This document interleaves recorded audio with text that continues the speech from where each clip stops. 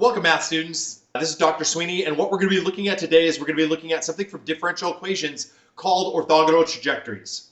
Now, an orthogonal trajectory happens to be something that's very handy for work inside of mathematics, inside of pure mathematics, but also inside of work with physics, inside of engineering, and also inside of data science. So this whole idea of orthogonal trajectories can be really, really powerful. Basically extends from the idea of things being perpendicular. That is that they're at right angles.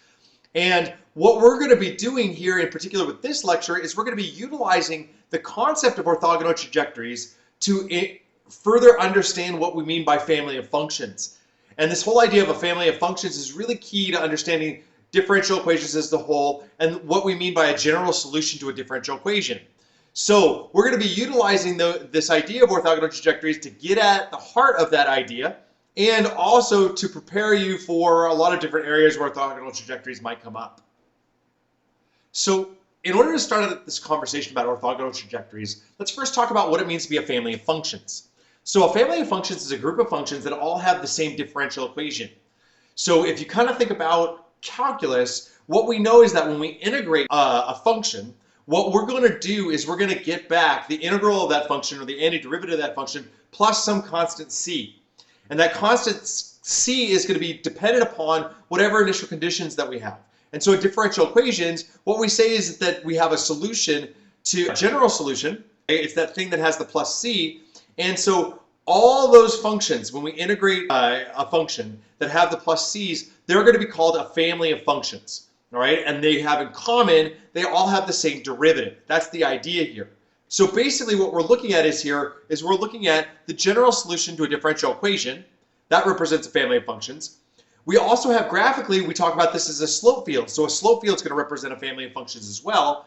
And then the particular solution to a differential equation is a single member of that family of functions. So we have the general solution, and then once we add an initial value, okay, what we're going to get is we're going to get a particular solution to the differential equation, and that'll be a single member of the family of functions. So let's say, for example, we have the function f of x equals cx. Now this is the family of functions represented by the differential equation dy dx equals c.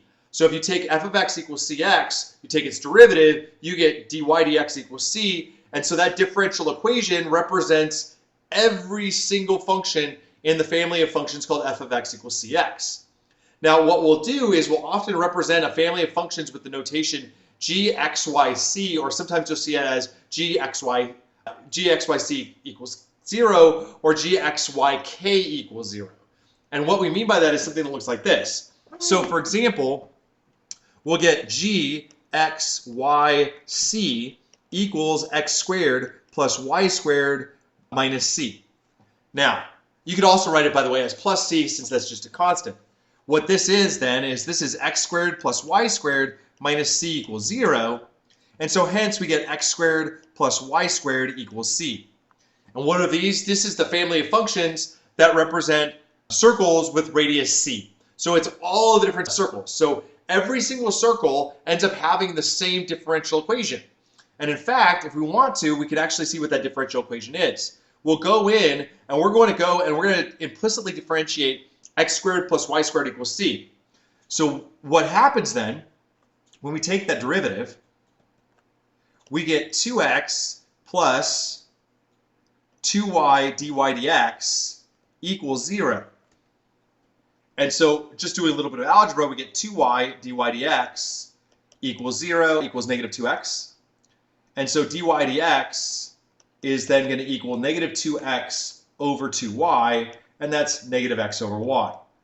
And so this differential equation, dy dx equals negative x over y, is in fact a representation of an entire family of functions. What is that family of functions? It's all of the circles of radius c. So we say that two straight lines are going to be orthogonal if they intersect at a 90-degree angle. And essentially what that means is that in 2 dimensions or 3 dimensions, we say that two lines are orthogonal if they are perpendicular. Meaning that they actually intersect at a right angle. So we could see two examples. We have the 2-dimensional version, whereas that we have the two lines that meet at that right angle, or we have a 3-dimensional version in which all 3 of these lines are in fact orthogonal. That is because they meet at a right angle.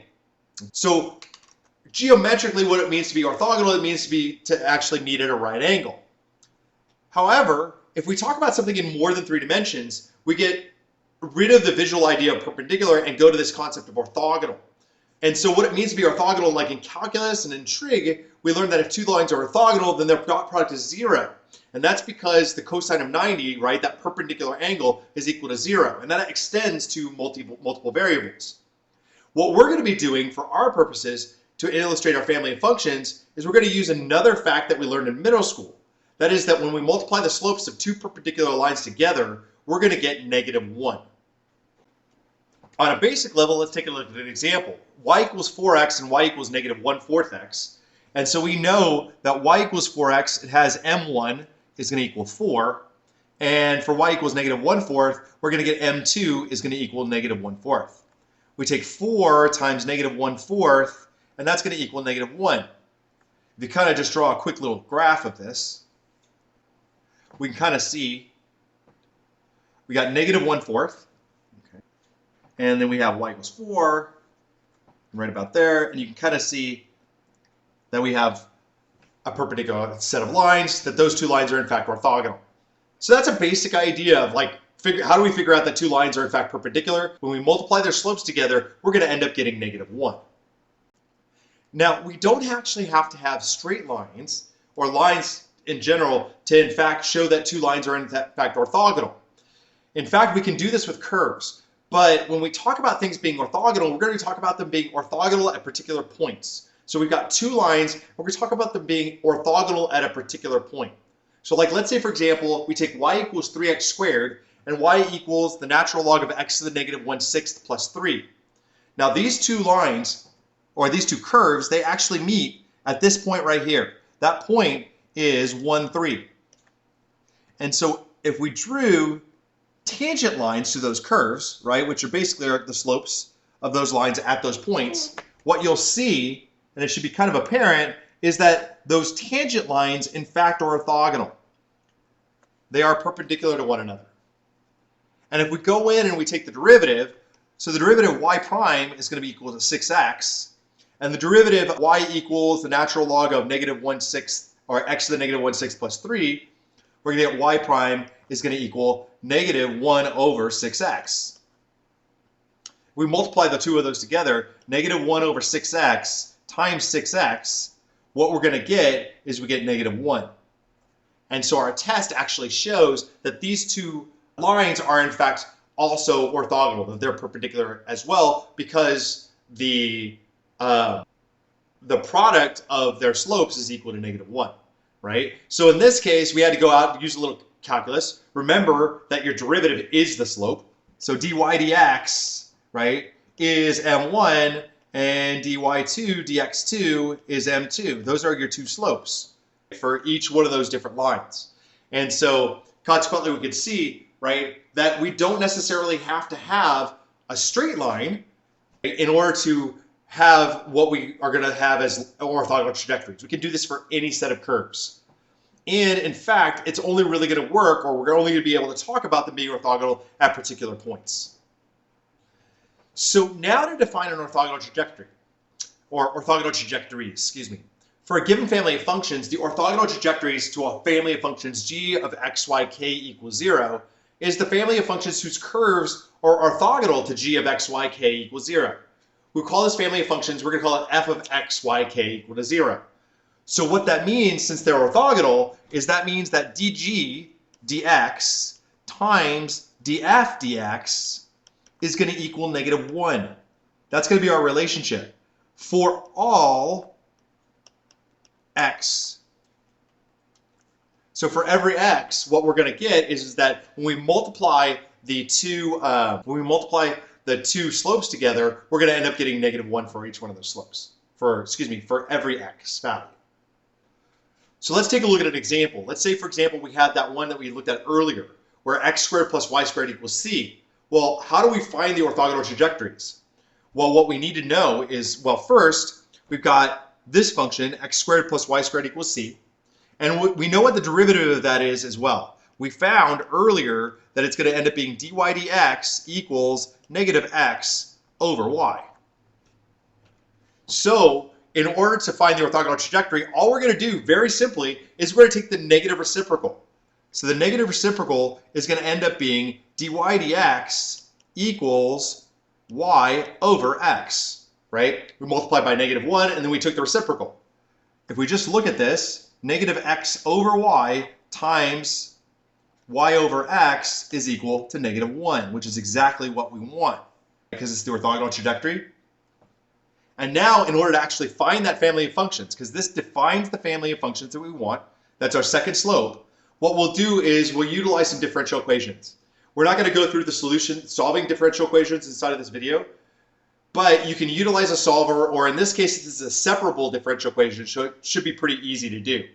When we go out and we do that, what we end up getting is we end up getting y equals cx. Now what we want to do, we want to make sure that we understand this and note that the c's are different. This c and this c are not necessarily the same. So we might even call this c1, we'll call this c2. That they actually are different.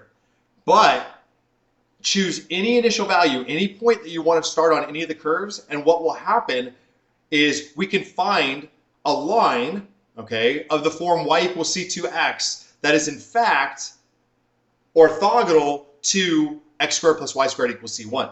So for example, if I take x squared plus y squared equals 25, I do know that I have a point 3 squared plus 4 squared equals 25.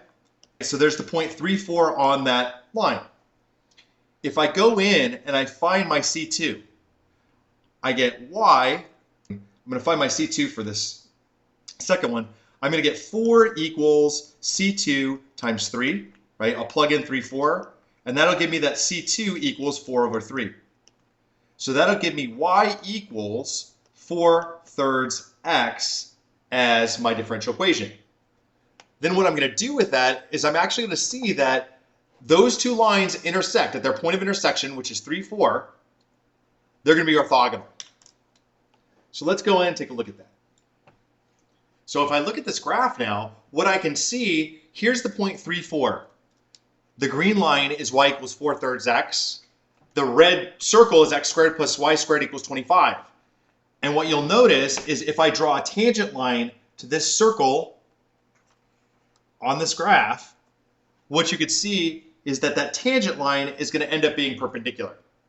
And in fact, if you go in and you do a little bit of work here, you're going to see that the slope for y equals 4/3 x at that point is 4/3, and for x squared plus y squared equals 25 at the point 3, 4, it's going to be -3 over 4. And you can actually see the negative. You could probably even go through and graph it that way and see that in fact that it's going to have that slope. We got an m2 here, -3/4, and we got m1 here as 4/3. So those are orthogonal trajectories. Now here's the thing that's actually kind of cool. If I chose a different line, say for example, I chose this line right here, and I drew that onto my circle, x squared plus y squared equals 25. At this point, at the point where that line and the circle x squared plus y squared equals 25 meet, what we get is, again, we get another orthogonal tangent. The tangent line to the circle for that line at that point would in fact be a right angle. It would be perpendicular as well. And when we talk about a family of functions being orthogonal, or two families of functions being orthogonal, what we're really saying is pick any c that you want for both of the functions, any one that you want. What's going to end up happening is that at the point in which they intersect, their slopes are going to be orthogonal. They're going to equal -1 when you multiply the two of them together. Let's take a look at another orthogonal trajectory. In this case, we're going to want to find the orthogonal trajectories for y equals cx to the 5th. So what we're going to do is we're going to take the derivative of y equals cx to the 5th. So that's going to give me dy dx equals 5cx to the 4th. Now, one of the problems that we have here is that we actually still have a c. And that c, we need to actually transform it into an x and a y and some kind of known constant in order to be able to multiply it by our negative reciprocal in order to get -1. So what we're going to do is we're going to utilize this original function in order to do that. So we've got y equals cx to the fifth again, and we're going to solve for c. So c is going to end up equaling y over x to the fifth. Now all I've got to do is I've got to plug in c into this differential equation. Dy dx equals 5 times y over x to the fifth times x to the fourth. And so that ends up giving me 5 times y over x, or 5y over x. The inverse reciprocal of 5y over x, so this is on my m1. My m2 then is just going to equal negative x over 5y. And that's we'll call that dy2 dx. And now I've got to go find the solution to this particular differential equation. When I solve that differential equation, what I end up getting is I end up getting 5y squared plus x squared equals c. And actually, if you go in and use separation of variables, you actually see a change that we make to our constant, but it really is, c is the same thing as 2c, so it's really not an issue for us. But basically what we get is we get this set of ellipses. Choose a c, and then all you've got to do is divide through by c, and you get the standard form for an ellipse. So we've got some ellipses here, and that ends up being the set of orthogonal trajectories to y equals cx to the fifth. So to kind of see what this looks like graphically, if we let c in our first equation be equal to 1, and we let c equal 1 in the second equation, we get, on the one hand, we get the ellipse 5y squared plus x squared equals 1, and we get the polynomial function, or the power function, y equals x to the fifth. Now, at this point right here, if we actually went in and we drew in tangent lines to our ellipse at that point, and tangent lines to our y equals x to the fifth at that point, what you can see is we've got perpendicular lines. And also, if we went down here, okay, at the other point where the two intersect, you can see that we'll also have perpendicular lines there. They're also orthogonal at that point. And so you can see, right, that what we get as they're at their points of intersection are perpendicular lines, or orthogonal trajectories. So now what you can see here is, let's say, for example, instead of choosing c equals 1 for y equals cx to the fifth, I chose c equals negative 3. Now, my ellipse and that function, they meet at a different point. But if we drew a tangent line at that point to the ellipse and to our curve y equals negative 3x to the fifth, we can see again we've got parallel perpendicular lines at both of those meeting points. And why is that the case? That's the case because no matter which x that we choose, we get a different c, and then at their points of intersection, these two curves are going to end up meeting with tangent lines that are in fact perpendicular to one another. And we can see this no matter which ellipse that we choose, and no matter which function y equals cx to the fifth that we choose. That's what makes them orthogonal trajectories. So every member of the family of functions, 5x squared plus y squared equals c, is orthogonal to every other member of the family of functions y equals cx to the fifth. So they're orthogonal trajectories. We created a relationship between two different families of functions. So what we wanted to do inside of this particular video is to talk, one, about this idea of family of functions. That is a way of describing a whole set of functions utilizing their differential equations. And then talk about a related family of functions, in this case called the orthogonal trajectories, where every single curve is in fact orthogonal to our original family of functions.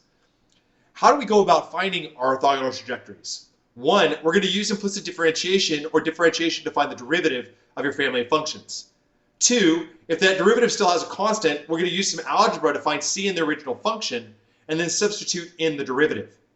Three, we'll take the negative reciprocal of the derivative found in 1 and 2.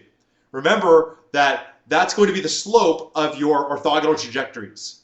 Then we'll solve the differential equation for the family of functions that we just found the slope for. That is the ones that are orthogonal trajectories. You can use a solver if you haven't actually learned some solution methods for solving differential equations, or a method that you've been learning in your differential equations courses. Like in this case, we've been using separation of variables. Remember that the c's in your family of functions and the c's in their orthogonal trajectories do not need to be the same. If we choose a different c for the family or a different c for the orthogonal trajectory, the two curves will be orthogonal still, but at different points of intersection. All right, this finishes it up for orthogonal trajectories. I hope you got a lot from it. This is Dr. George Sweeney, and I want to thank you for watching my video. If you found it helpful and you liked it, go ahead and click the thumbs up. If you want more of these videos and you want to get my updates, please click subscribe. If you have any questions or you just want to say how much you really enjoyed the video, go ahead and leave some comments. I do read and respond to the comments.